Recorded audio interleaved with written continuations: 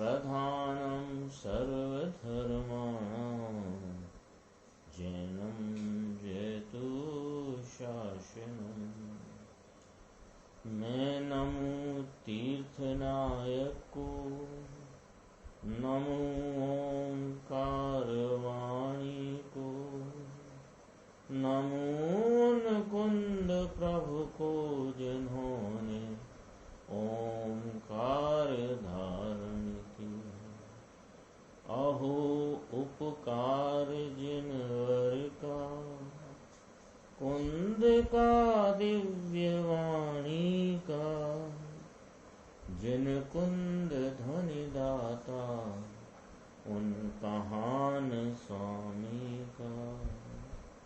नमियूण जिणम वीरम, अनंत वर्णान दंसन सहावम, भोक्ष्यामि अमुसारम, केवली शुद्ध केवली भणिदम।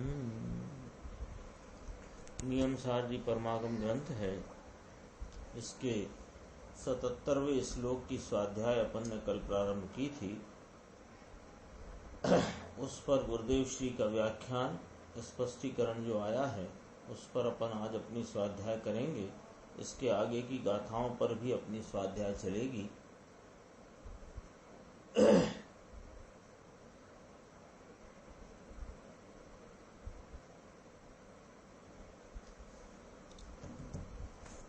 सतहत्तरवें कलश में ये जैसा कि अपना ये व्यवहार चारित्र अधिकार चल रहा है, इसमें प्रथम व्रत की चर्चा करी, फिर द्वितीय व्रत की चर्चा करी, सत्य व्रत की। पहले अहिंसा व्रत की चर्चा आई, फिर सत्य व्रत की चर्चा आई कि जो असत्य वचन या असत्य बोलने का भाव है उसको समस्त प्रकार छोड़ते हैं, उसको दूसरा व्रत कहने में आया है। ये इसको व्यवहार व्रत जानना।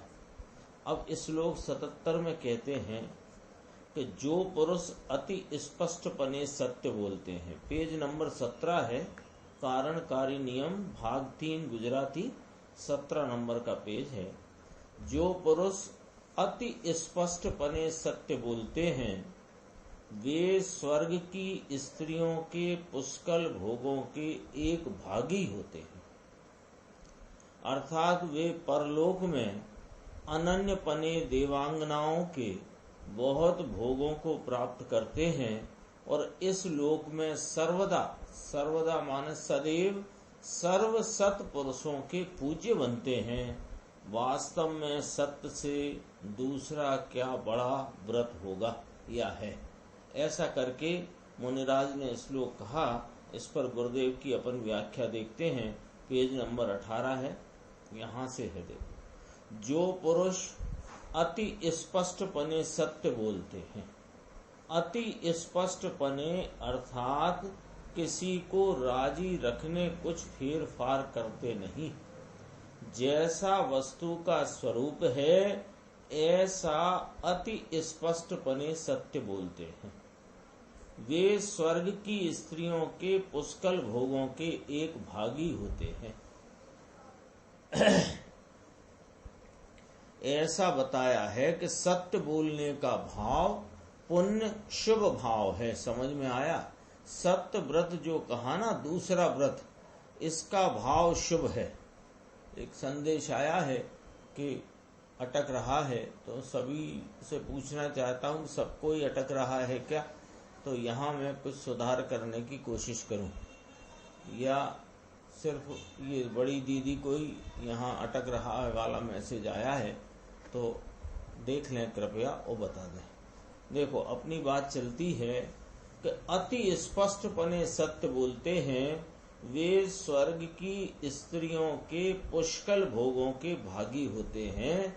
ऐसा ज्ञात कराया है कि सत्य बोलने का भाव पुण्य शुभ भाव है।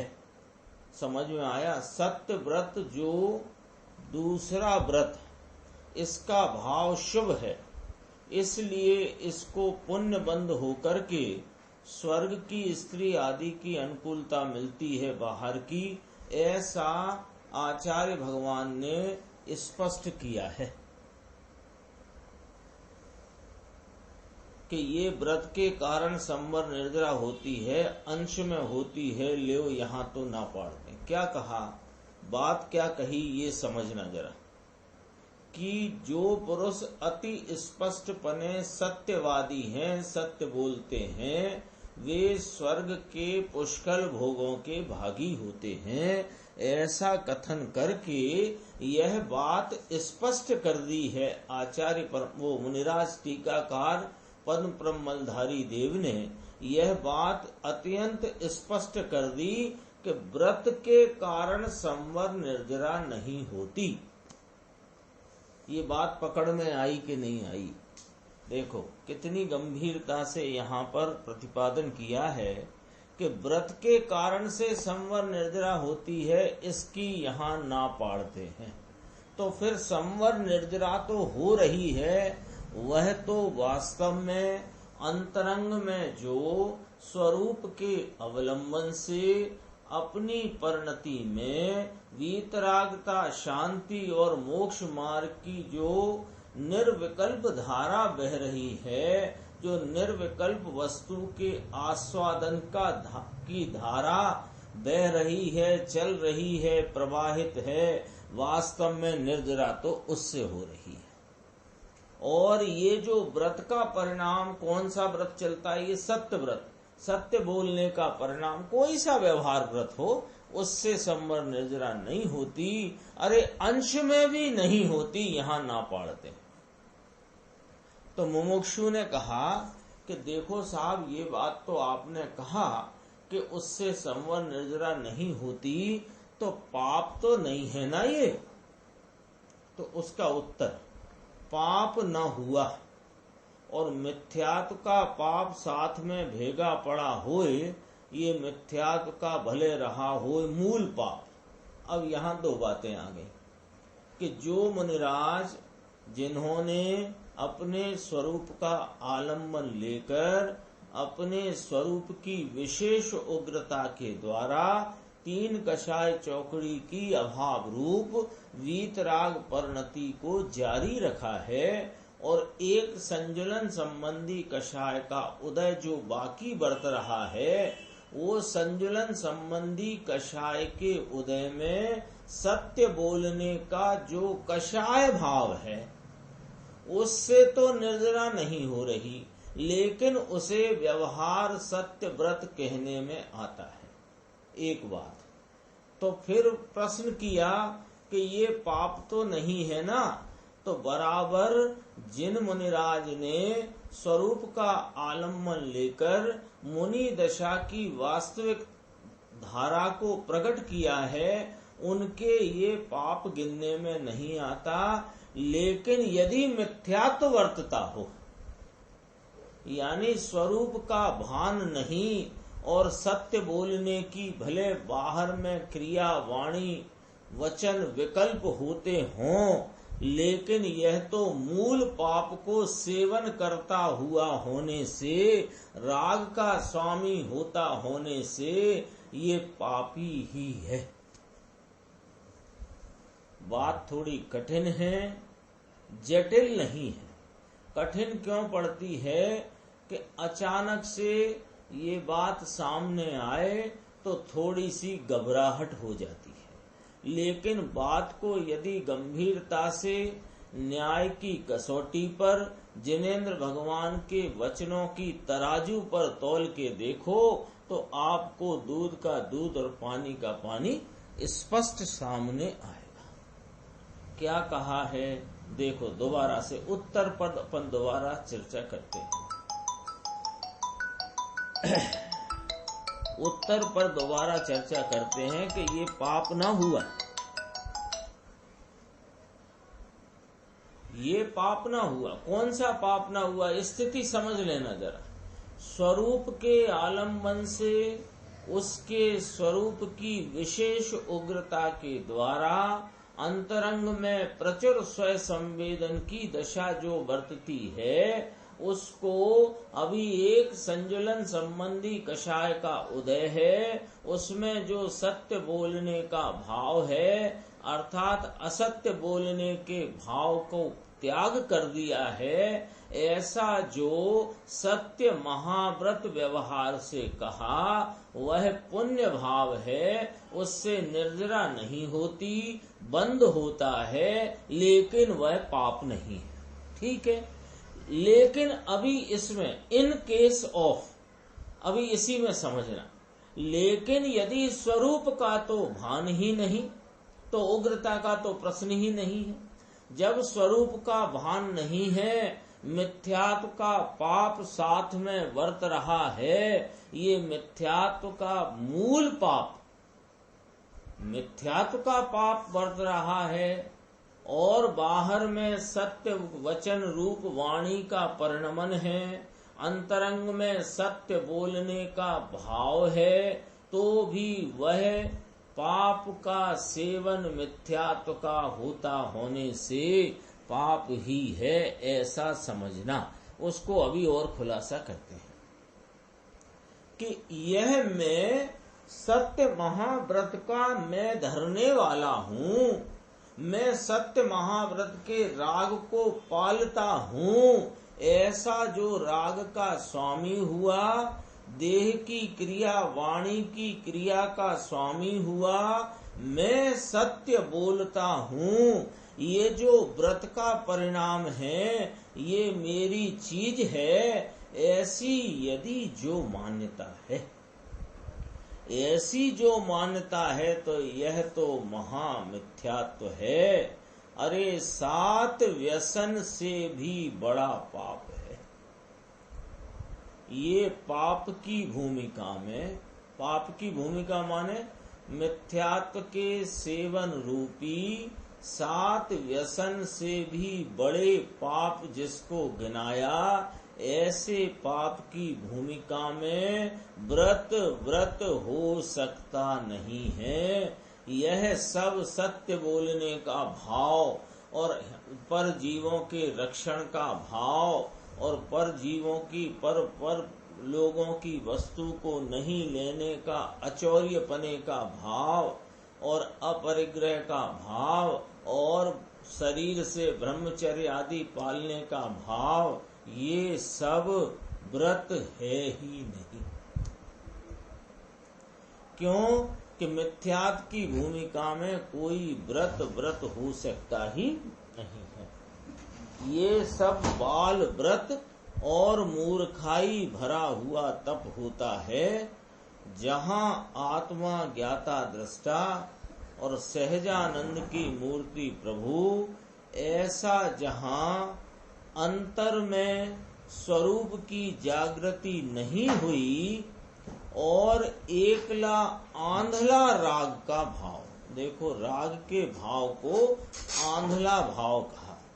आंधला क्यों कहते हैं? क्योंकि इसमें चैतन्य के प्रकाश का नूर नहीं, तो ये अंधेरा है। हाँ, राग अंधा है, वो क्या मार्ग दिखा? एकला आंधला राग का भाव, पेज नंबर है 18।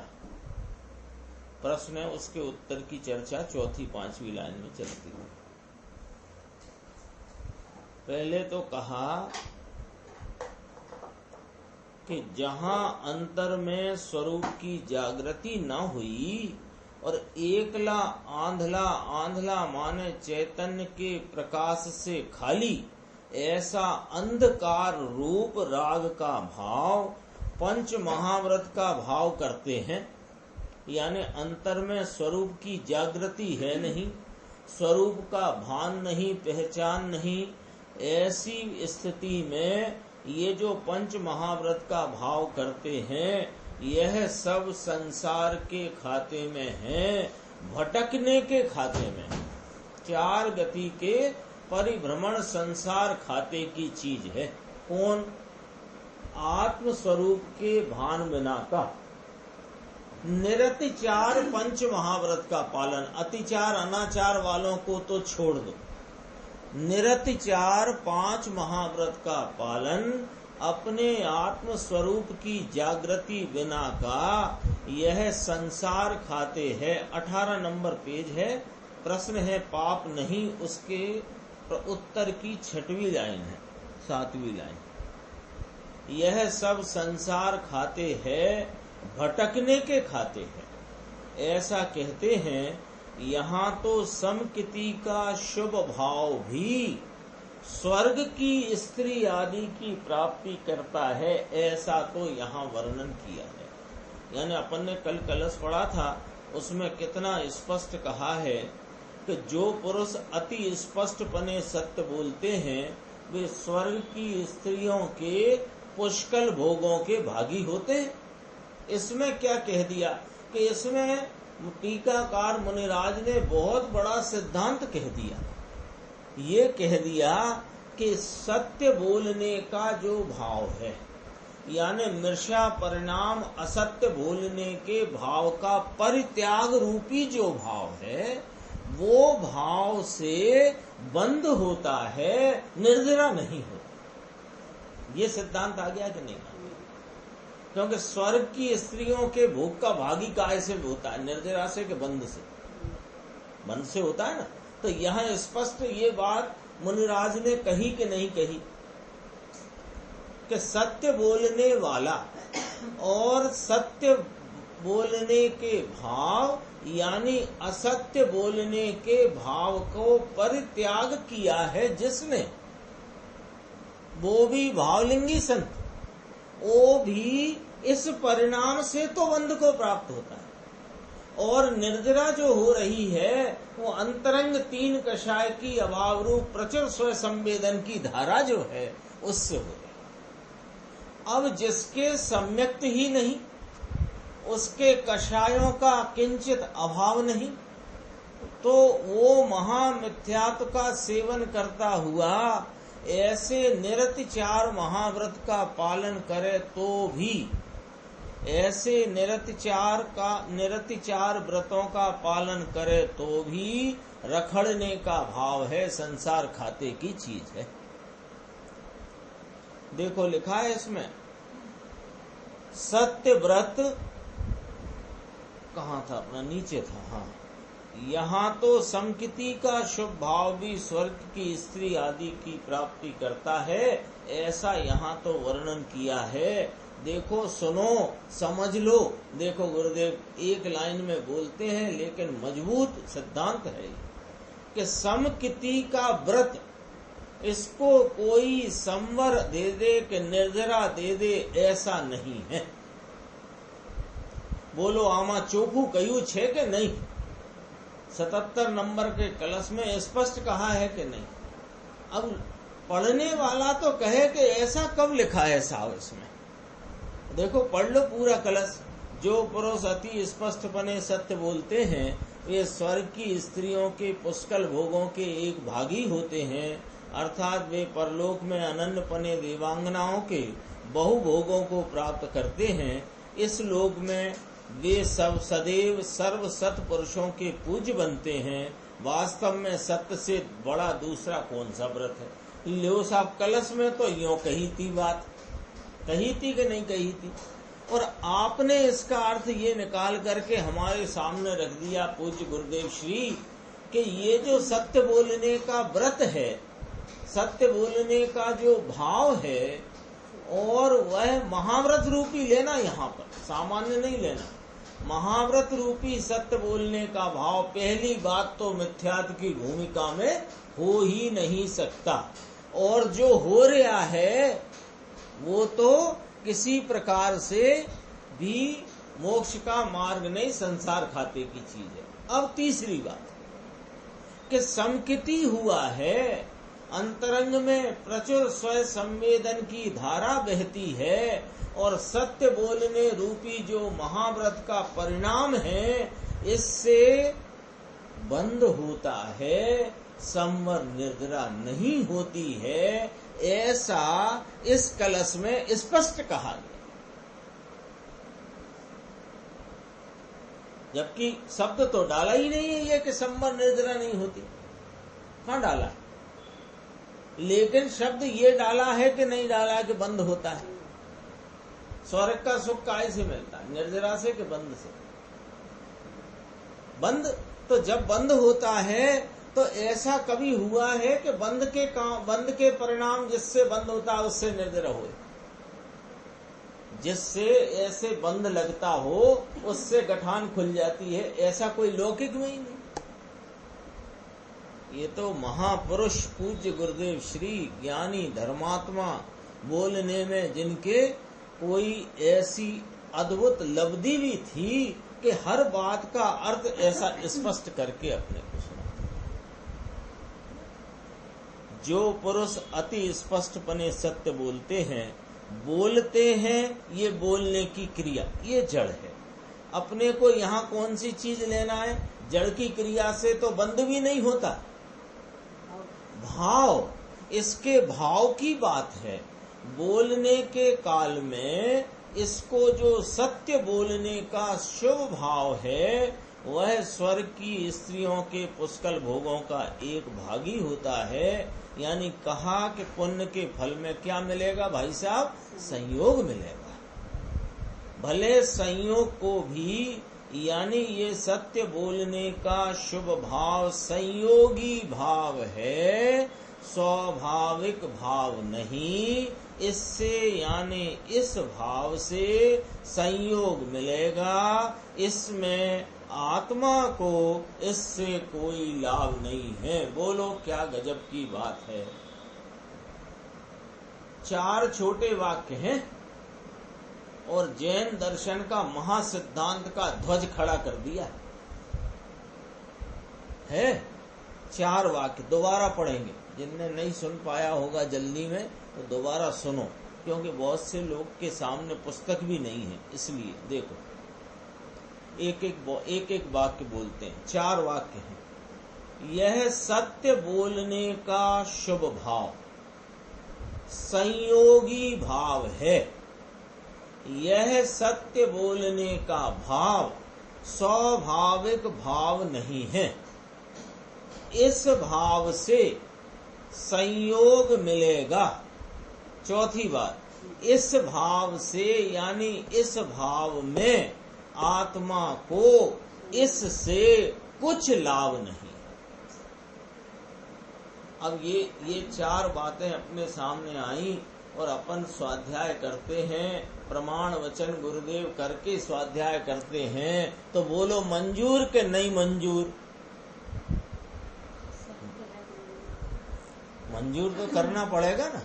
तुम्हारी मान्यता में यदि ये बात नहीं बैठती हो तो कोई बात नहीं है, दोबारा से उसको तोलो, दोबारा विचार करो और विचार करके वो महापुरुष ज्ञानी धर्मात्मा मुनिराज आचार्य भगवंत क्या कहना चाहते हैं उस तक पहुंचने की चेष्टा करो। और पहुंचकर क्या करो कि निर्णय करो। निर्णय नहीं होगा तो क्या होगा? कुछ भी नहीं। निर्णय के बिना इस जिन शासन में, मोक्ष मार्ग में कोई कीमत नहीं। जितनी कीमत है निर्णय की कीमत है। ये अभी अपन ने कुछ लोगों ने, जब चेतन भाई अपने साथ थे तब एक दिल्ली में शिविर हुआ था गुरुदेव की जयंती के उपलक्ष्य में, अप्रैल महीने के प्रथम सप्ताह में या मार्च के अंतिम सप्ताह में। उसमें उन्होंने एक प्रवचन में, चेतन भाई मेहता राजकोट वाले, उन्होंने निर्णय की कितनी कीमत है जिन शासन में, इस पर बहुत गंभीर और बहुत मजबूत व्याख्या की।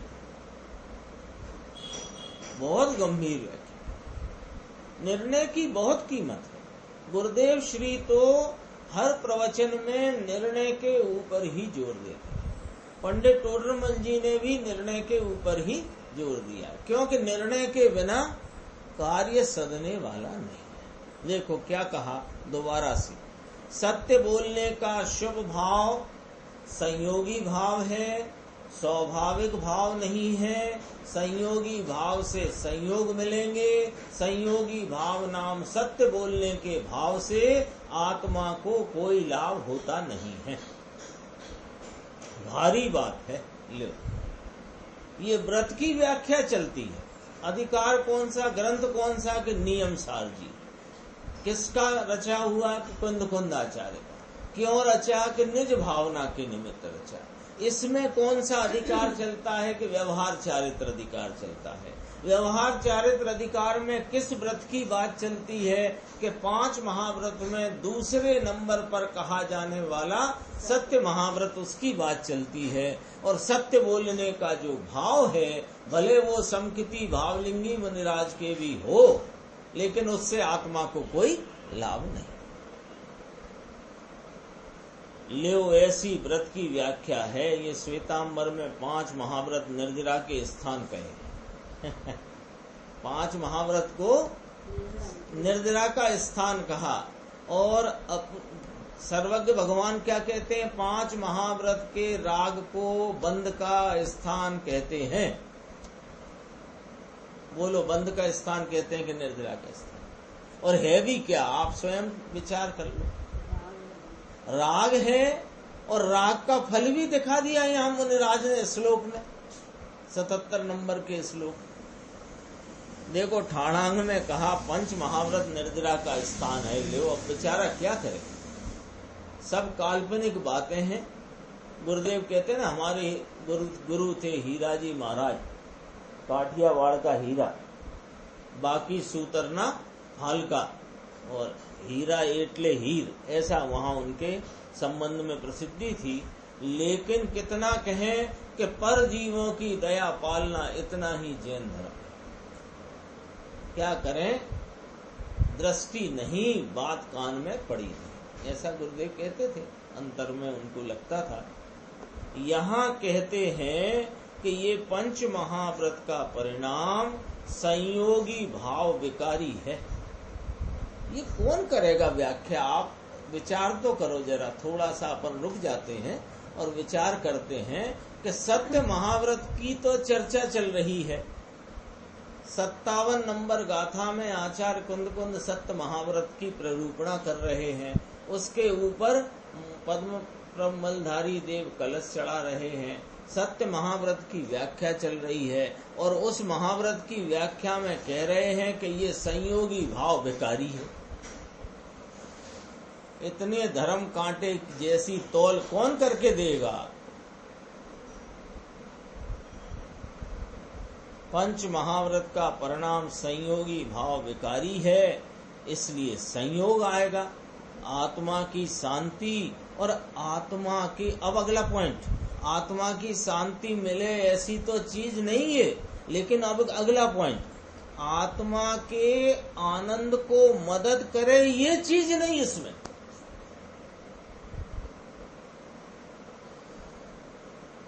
एक बार विचार में तो लेके आखिर कहना क्या चाहते हो और वास्तविकता क्या है जो आप इस प्रकार बताते हो।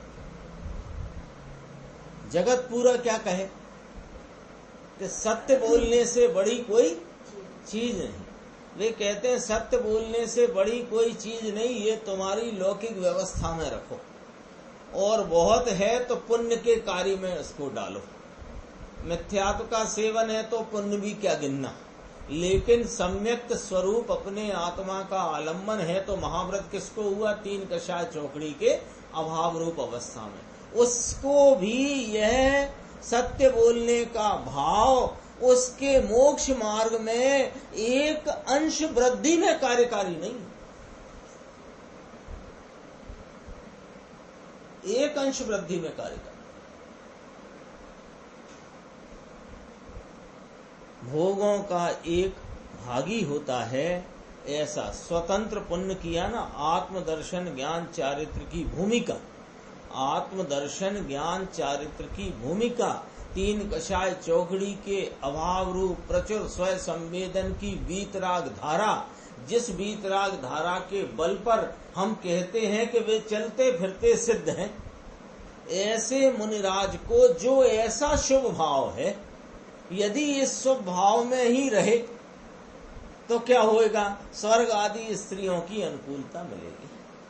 आचार्य अमृतचंद्र भगवान ने प्रवचन सार 79 नंबर की गाथा में कहा है ना कि ये जो शुभ भाव है, 5 महाव्रत का भाव काय में डालना?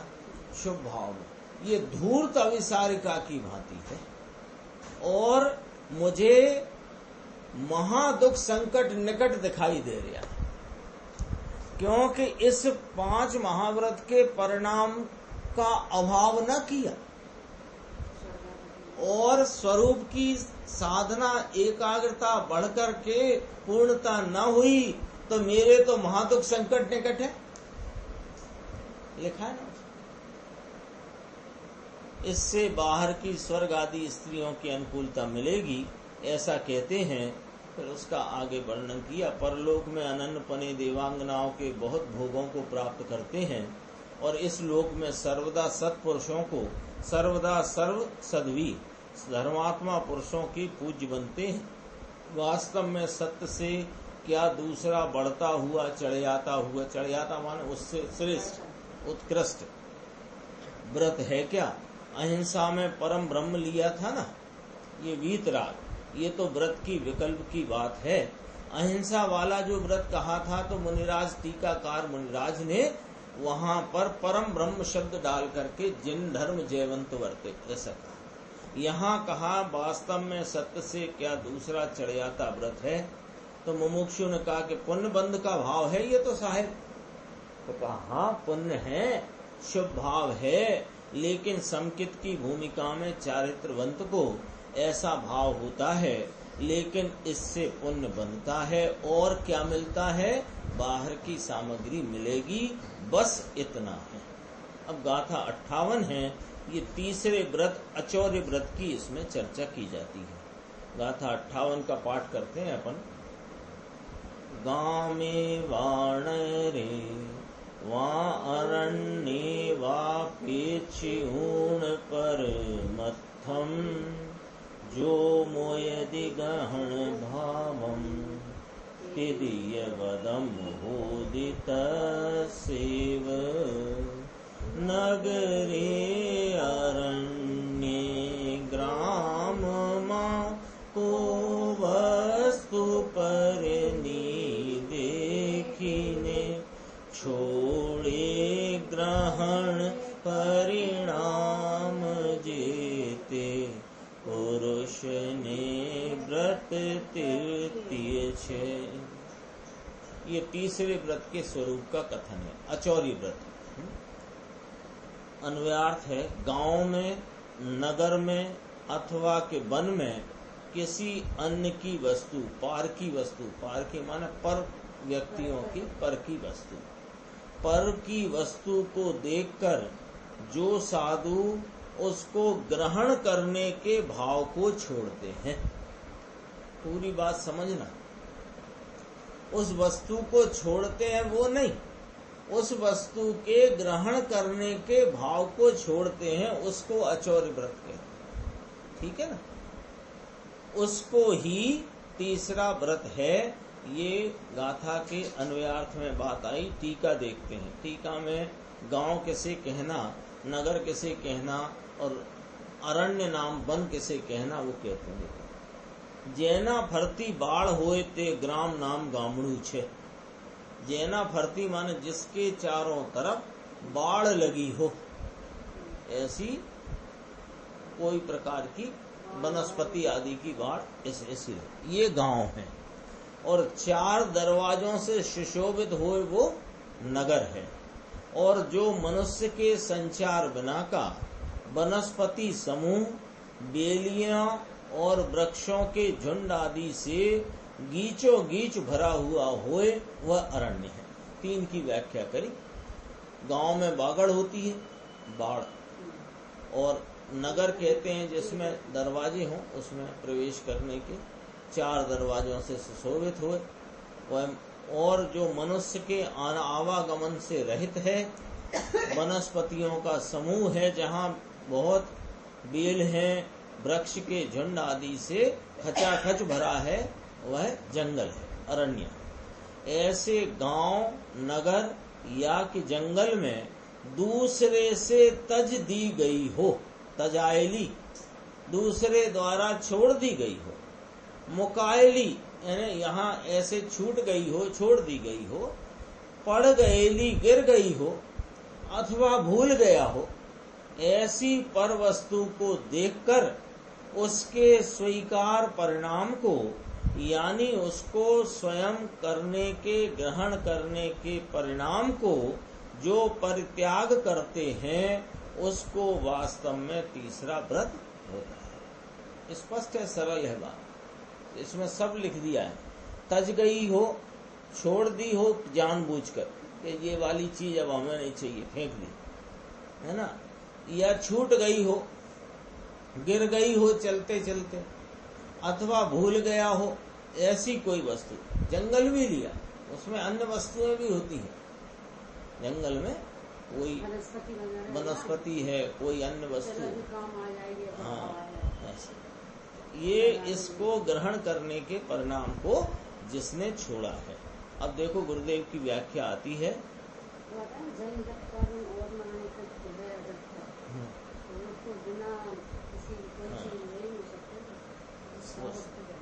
वो श्रावक की है, मुनि को तो वो भी जल भी नहीं लेते, जल व्रत का वो श्रावक की है। मुनि तो कुछ ही नहीं लेते, तो ये जड़ी बूटी पड़ी है तो रख लो, किसी काम आएगी, ऐसा भी। तीसरा व्रत, ये तीसरे व्रत का स्वरूप का कथन है। गांव की व्याख्या, गांव किसको कहना, जैना भरती बाढ़ होते गांव नाम गामड़ू छे। बाढ़ होती है ना थोर की, अपने समझो मेहंदी की बाढ़ भी लगाते हैं। राजस्थान में जाओ तो पत्थर की बाढ़ बना देते हैं, पत्थर के टुकड़े रख रख के। ऐसे बहुत बाढ़ थी, गांव के चारों तरफ बाढ़। गांव में कहाँ गड़बड़, गढ़ माने भी किले विले तो होते नहीं, बाढ़ का ही गढ़ बन जाता है। थोर की बड़ी बड़ी बाढ़, थोर माने यही जंगली जो पेड़ होते हैं, मेहंदी फेंदी कुछ भी। 2-2 माथोड़ा लंबी, इतनी ऊंचाई, हाथिया थोरनी बाढ़, लंबा थोर ये गांव। ये तो पाठ में गांव है, इसकी व्याख्या करी। फिर कहा जो 4 दरवाजे से सुशोभित हो वो नगर है। फिर कहा जो मनुष्य के संचार बिना का, जिसमें मनुष्य का पगरब भी ना हो। पगरब माने उसके, हाँ, पग की आवाज भी नहीं आती, आवाजाही ना हो, ऐसे वनस्पति समूह। ऐसे नहीं जंगल में जाते हैं तो शेरों की पगरब मालूम पड़ जाती है लोगों को। पगरब माने पैरों के चलने की पदचाप, सही शब्द है, पदचाप। वनस्पति समूह, बेलिया और झाड़ के झुंड आदि से गीचो गीच माने खचाखच भरा होए वह अरण्य है। 3 की व्याख्या हुई, पाठ में 3 है। गांव, नगर, रण। रण को यहाँ अरण्य कहा, जंगल। ऐसे ग्राम, नगर, अरण्य दूसरे से तजी हुई कोई ने कोई भी वस्तु छोड़ दी हो, गांव में, नगर में अथवा कि जंगल में, तीनों लेना। छोड़ दी हो, गांव में कोई छोड़कर चला गया हो, मुकायली हो, गांव में कोई चीज रख दी हो, अथवा नगर में, वन में कोई चीज रखी हो, भूल गई, भूलाई गयेली चीज हो किसी की। ये दागीना पड़ा है, कोई मानस भूल गया, दागीना माने कोई जेवर आदि कोई रह गया। पर वस्तु को देखकर उसके स्वीकार परिणाम को जो मुनि अंतर सम्यक दर्शन ज्ञान चारित्र सहित हैं, उनके ऐसे तीसरे व्रत का शुभ राग शुभ उपयोग होता है। इनको कोई पर की चीज होए, इसके ग्रहण करने के परिणाम को जो परित्यजते हैं, छोड़ देते हैं। लियो मुख्य ये है, परित्यजति संस्कृत में है, उसमें भी लिया परित्यजति था। किसमें? असत्य बोलने के मृषा परिणाम का परित्यजति।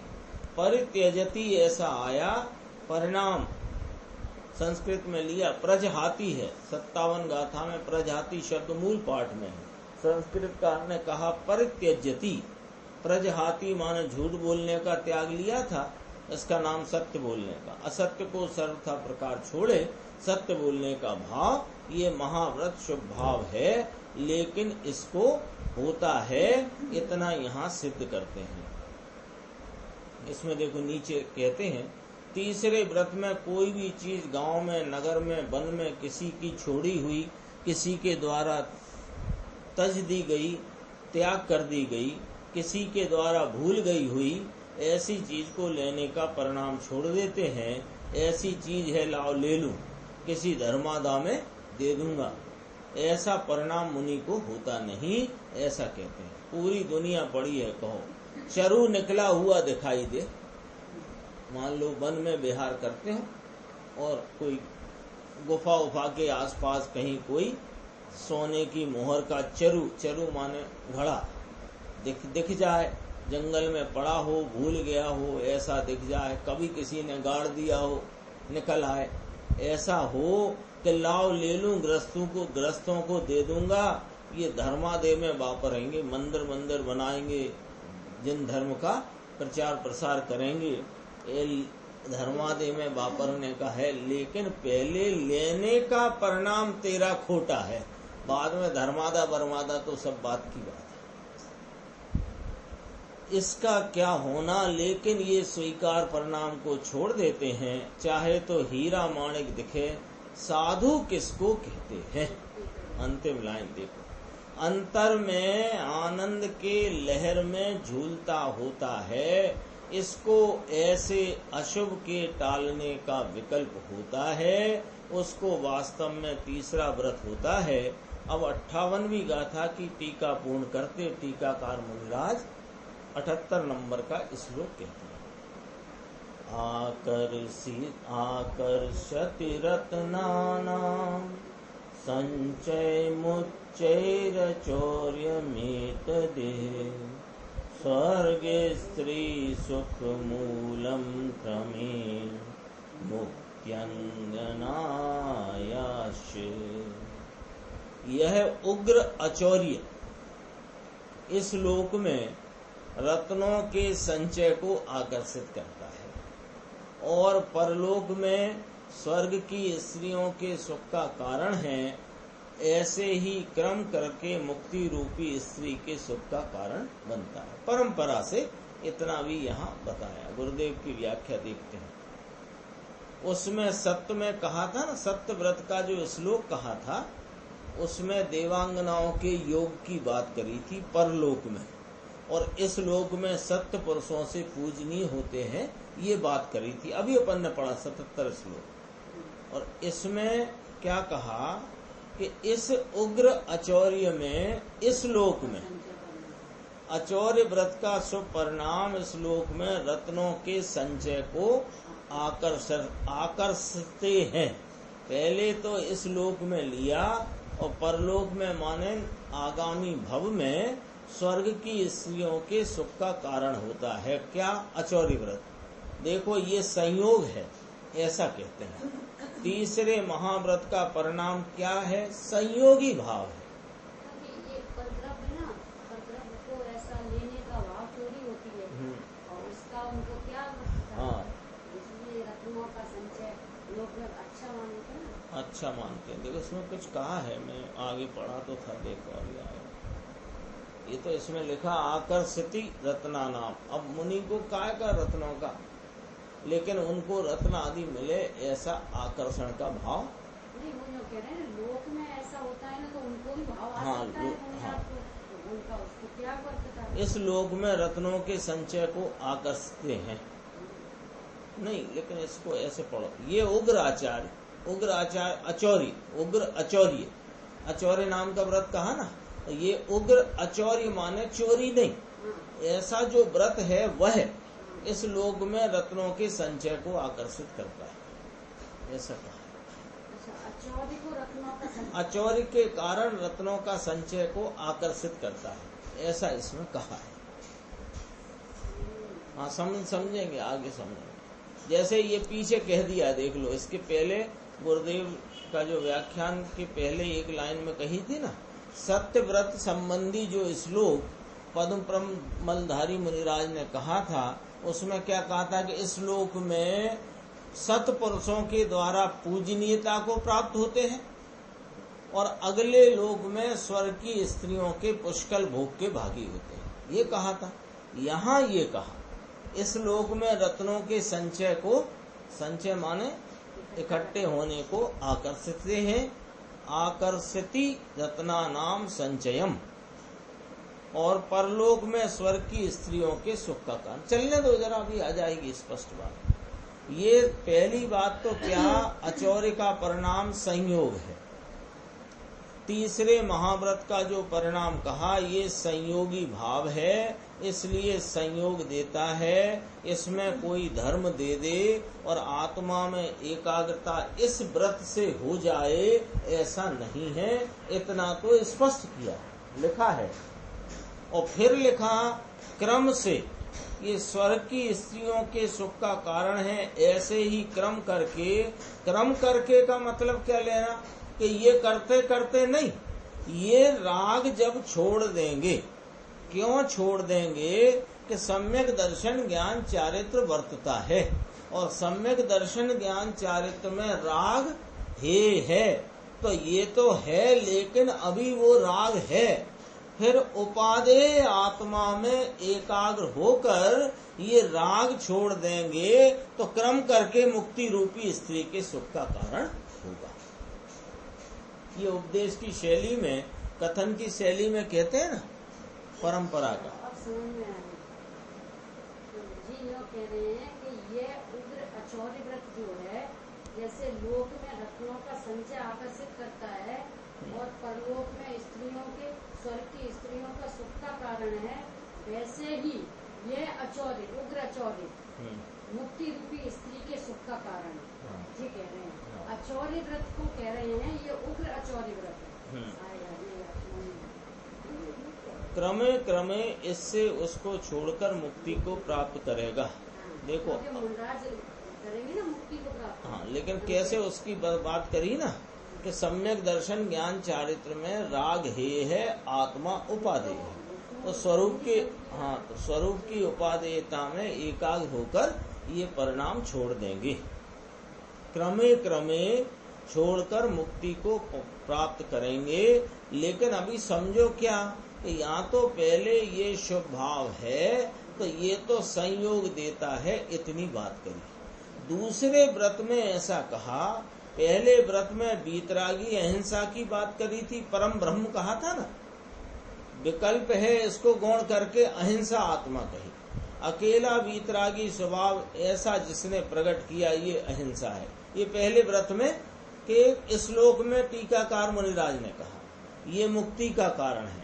और सत्य व्रत में स्वर्ग का कारण ऐसा कहा, और अचौर्य व्रत में स्वर्ग का कारण कहा और क्रम से मुक्ति का कारण कहा। इस प्रकार लिया है, समझ में आया।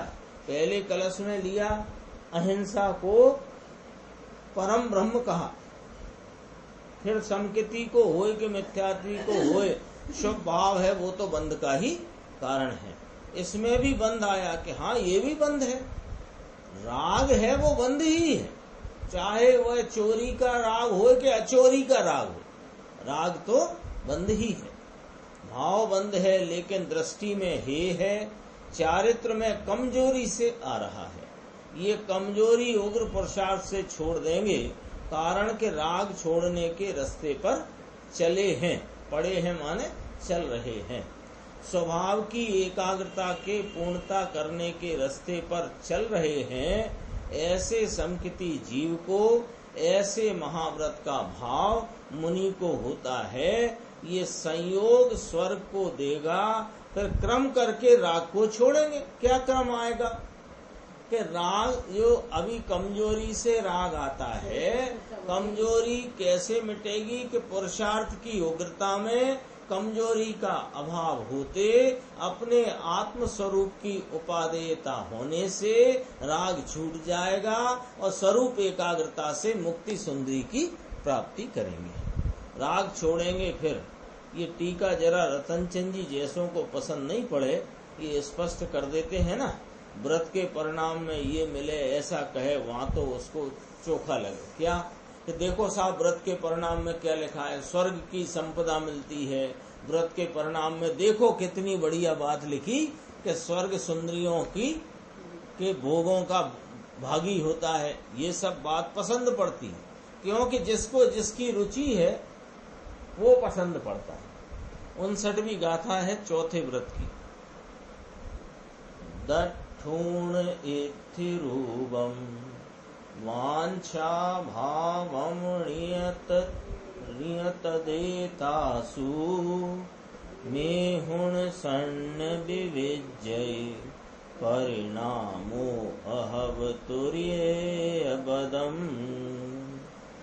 स्त्री रूप देखी स्त्री प्रति अविलाष भाव निवृत्ति जे, वा मिथन संज्ञा रहित जे, परिणाम ते व्रत तुर्य छे। तुर्य माने चौथा व्रत। अन्वयार्थ टीका पढ़ लेते हैं, प्रवचन अपन आगे की स्वाध्याय में लेंगे। स्त्रियों का रूप देखकर उनके प्रति वांछा भाव की निवृत्ति, वह अथवा मैथुन संज्ञा रहित जो परिणाम है, वह चौथा व्रत है। टीका में चौथे व्रत के स्वरूप का कथन है कि सुंदर कामनियों के मनोहर अंग के निरीक्षण द्वारा उपस्थिति कौतूहलता के चित्त वांछा के परित्याग से, अथवा पुरुष वेदोदय नाम की जो नौ कषाय का तीव्र उदय, उसके कारण उपस्थिति मैथुन संज्ञा के परित्याग स्वरूप शुभ परिणाम से ब्रह्मचर्य व्रत होता है। ये चौथे व्रत की व्याख्या है। इसकी चर्चा बहुत गंभीर है, गुरुदेव की अपन आगे की स्वाध्याय में लेंगे। निज निधि निज में बताई, यह अनंत उपकार है, उसके लिए जिन वाणी माँ को वंदना शत बार।